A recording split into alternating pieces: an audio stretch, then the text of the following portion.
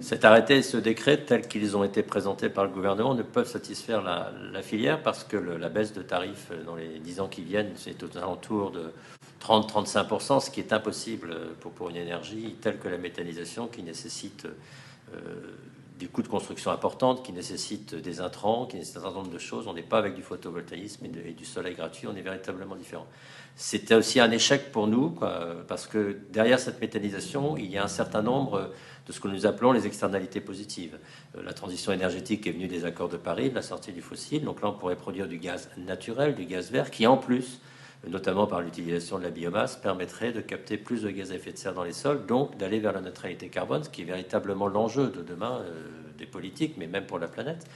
Ça permettrait aussi de valoriser ce qu'aujourd'hui on appelait des déchets, des effluents, des déchets et autres, qui aujourd'hui étaient considérés comme des déchets, avec toutes les problématiques des déchets derrière. Donc là, on va pouvoir les valoriser, en créer une énergie.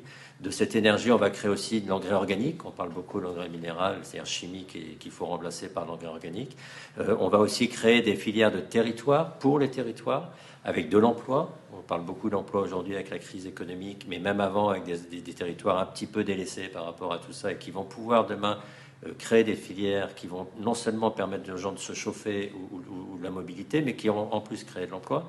On va gérer les problèmes de l'eau, les problèmes de l'air, ainsi de suite. Donc il faut impérativement, et c'est ce que dit la filière, on accepte une baisse progressive de 2% par an, ne choque pas, mais pas brutale. Et deuxièmement, qu'on intègre par des méthodes extra-budgétaires éventuellement les intérêts de cette filière.